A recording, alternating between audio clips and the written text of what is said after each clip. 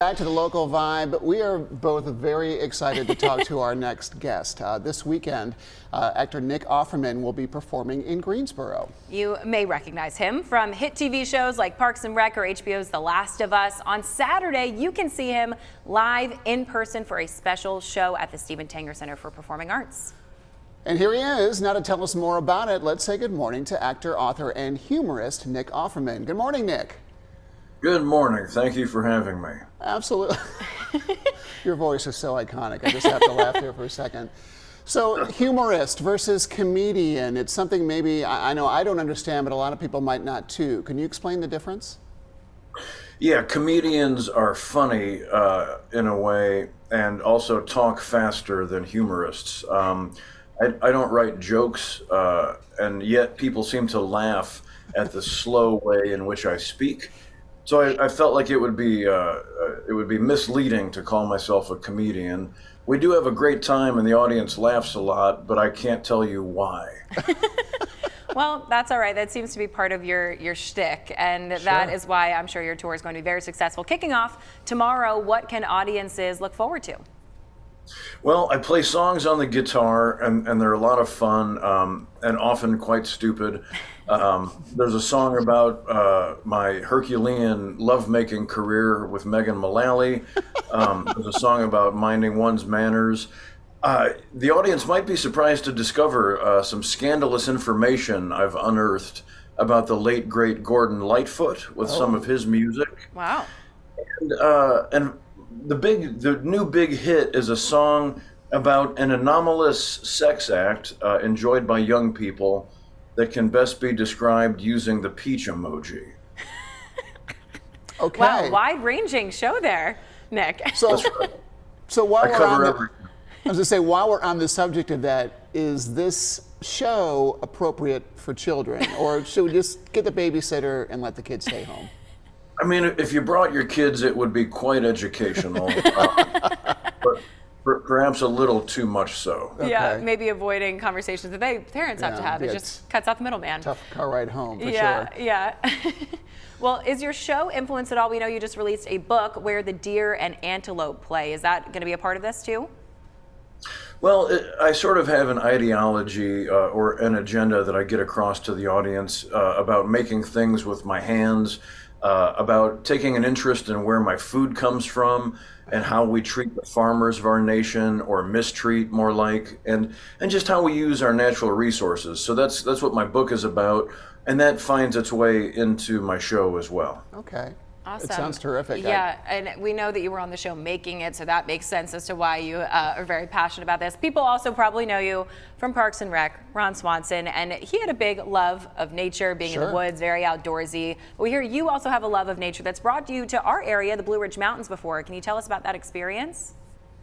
Sure. I mean, I like the subtitle of my book says, I'm one ignorant American who loves to walk outside. And I mean, it's just gorgeous. The Carolinas are incredible, a beautiful place to hike and canoe and kayak.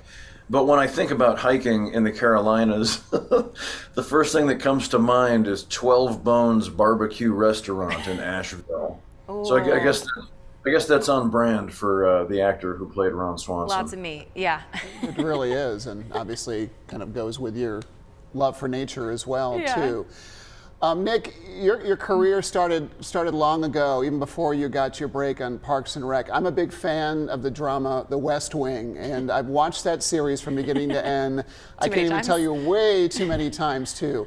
You made an appearance in one episode early in season 1. I remember you played an animal activist for Pluie the Wolf and trying to get an 1,800-mile wolves-only highway constructed from Yosemite Park all the way up into northern Canada. It was bizarre. You had a very, very serious role in that too. But my question is, you did roles like that, making TV appearances and small roles for about 10 or 15 years before you got your big break on Parks and Rec. What advice would you give to aspiring actors and humorists, for that matter, who are trying to get their big break and it just isn't coming for them? Well, thank you for your plaudits on my work on the West Wing. was incredibly exciting when I got on that show. I tell young aspiring actors, go to whatever theater you can find and do your best to work at that theater. Then the world will tell you if you're meant to be Hamlet or Juliet, or perhaps you're amazing at building scenery or running the box office or making concessions. Or selling smokable products outside the theater after the show late at night. But also, I also encourage people to take up woodworking. That seems to have worked well for me.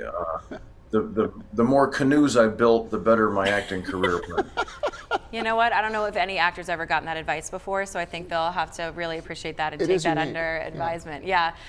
Really quickly, last question for you, Nick. After all of these years, what is it like seeing people still come out and quoting the show to you and quoting your role and supporting you in all of your latest endeavors? It must feel pretty incredible.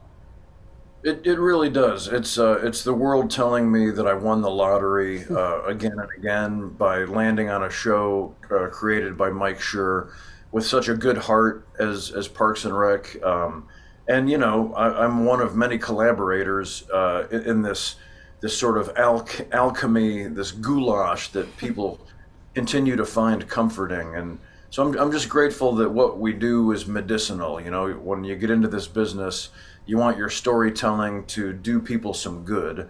And every time I hear people quoting us or talking about seeing the show, I know that we've succeeded, and that just makes me mind my manners all the harder, so I might get asked back again. Well, we would love to have you on again as well. So Nick Offerman, thank you so much. That's one of my comfort shows as well. So I appreciate getting to speak with you and this experience so much. And I'm sure a lot of people will. Seeing you this weekend. Again, this show is coming to Greensboro on Saturday night. You can see him in person yourself. That starts at 7 p.m. again at the Steven Tanger Center. You can still purchase tickets on Ticketmaster or the Tanger Center website.